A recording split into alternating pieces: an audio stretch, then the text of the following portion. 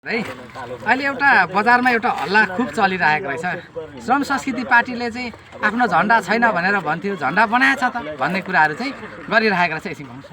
र मैले चाहिँ के भनेको भन्दाखेरि हामीले झन्डा बनाएकै हो त, यो प्रश्न तपाईहरु सबैजनाले गर्न पाउनुपर्छ। किनभने श्रम संस्कृति पार्टी पूर्ण रूपमा पारदर्शिता साथ अगाडि बढेको कारणले गर्दाखेरि तपाईहरुलाई हामीले यो भन्नु पनि पर्छ, बुझाउनु पर्छ। अहिले के भइरहेछ भन्दाखेरि एउटा हामीले यो नन ओभन तपाईको चाहिँ एउटा पोली ब्याग हो, यो भनेको तपाईको यो चाहिँ प्लास्टिक जस्तो पनि हो, डिकम्पोजेबल भन्छ। यसरी तपाईको यो यसरी छुट्टिन्छ। यो एउटा तपाईको यो खालको एउटा यो चाहिँ माटोमा गयो भने एउटा हुन्छ, यो कपडा होइन। यो चाहिँ मान्छेलाई धेरैलाई चाहिँ कन्फ्युज रहेछ यो। अनि हामीले चाहिँ के गरेका छौँ भन्दाखेरि अब यो टाल्दै हिँड्दा अलिक अप्ठ्यारो हुन्छ, कतिले गर्दा अप्ठ्यारो हुन्छ। यो एउटा हामीले के भन्दाखेरि चुनाव चिन्ह बनाएको छौँ क्या। यहाँ हेर्नुहोस् त, तपाईँले नजिक जुम गरेर देखाइदिनुहोस् त, यहाँ के लेखेको छ पढेर सुनाइदिनुहोस् त त्यताबाट ल। श्रम संस्कृति पार्टी चुनाव चिन्हमा 2 अञ्जुलीभित्रको माटो छ। ल हेर्नुहोस्, यो अञ्जुलीको माटो भनेर चाहिँ हामीले यो बनाएको छौँ। यो चाहिँ देखोस्, सजिलो होस्। अब यो स्टिकर, अब यस्तो स्टिकर देखाउँदै घरिघरि यसरी देखाउँदै मिल्दैन। तर तपाईँलाई एउटा के प्रश्न हुनुपर्छ नि, हरेक पार्टीको चुनाव चिन्ह एउटा हुन्छ, झन्डा अर्कै हुन्छ के। त्यो झन्डाको कुरा गरेको हामीले। यो चुनाव चिन्ह चाहिँ हामीले कतिखेर गर्छौँ भन्दाखेरि अब यस्तरी चुनावको बेलामा हामीले चाहिँ के हो त भन्दाखेरि कहिलेकाहीँ यो देखाउनै पर्छ। किन भन्दाखेरि त आम नागरिकलाई थाहा छैन।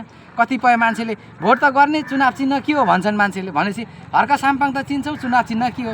श्रम संस्कृति थाहा भयो, चुनाव चिन्ह के हो भन्छ। अब यसो गरेर हिँडेपछि चाहिँ के भयो त भन्दाखेरि सरर यहाँ देखियो चुनाव चिन्ह हो। यो चाहिँ हामीले जस्ट एउटा चुनाव चिन्ह, यो पनि कपडाबाट होइन क्या। यो तपाईँहरूले देख्न सक्नुहुन्छ। एउटा यो तपाईँको पोली ब्याग, यो त हेर्नुहोस् न, होइन यो यसरी छुनिन्छ क्या। यस्तो खालको एउटा ब्याग हामीले बनाएको हो। यो चाहिँ एकदमै तपाईँको चाहिँ नि के अरे कागज जस्तै सस्तो हो क्या यो, होइन। यसलाई चाहिँ सहज होस्, सजिलो होस् भनेर हामीले चाहिँ एउटा यो बनाएको हो। र तपाईँहरूले बुझिदिनु पऱ्यो कि यो कुरा चाहिँ त्यस्तो हो। धेरैजना हाम्रा शुभचिन्तक समर्थकहरूले चाहिँ अनि यो यस्तो यस्तो भएछ सर, के भयो कस्तो हो यो बुझाइदिनुहोस् न तपाईँले भनेकोले गर्दा मैले तपाईँलाई आज चाहिँ देखाइदिएको। एउटा यो पोली ब्याग हो, एउटा चाहिँ नि सानो यो हो। हामीले चाहिँ यो तपाईँको कागज जस्तै हो, होइन। तपाईँले देख्न सक्नुहुन्छ।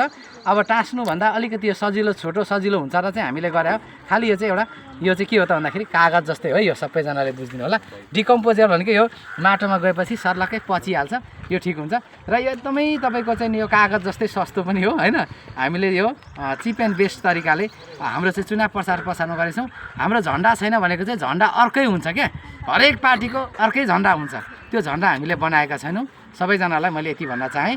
तपाईँले भन्नु खोज्नेको त्यो जस्तै एमालेको हँसिया हतौडाको झन्डा, त्यो पार्टी झन्डा त्यो होइन, यो होइन त। जस्तै अब तपाईँको आफ्नो आफ्नो हुन्छ नि त, होइन। सूर्य चुनाव चिन्ह छ नि एउटा हँसिया हतौडा पार्टीको झन्डा भयो। तपाईँले भन्नु खोज्नु भएको त्यो जस्तो तपाईँको कङ्ग्रेसको हेऱ्यो भनेदेखि के हुन्छ, तारावाला पक्कासँगले दुईटा झन्डा भयो। अनि चुनाव चिन्ह रुख भयो। तपाईँले भन्नु खोज्नु भएको त्यो चुनाव चिन्ह मात्रै हो क्या यो चाहिँ। धन्यवाद। ल यति बुझिदिनु होला है सबैजनालाई। मैले यति भन्न चाहेँ। ल धन्यवाद।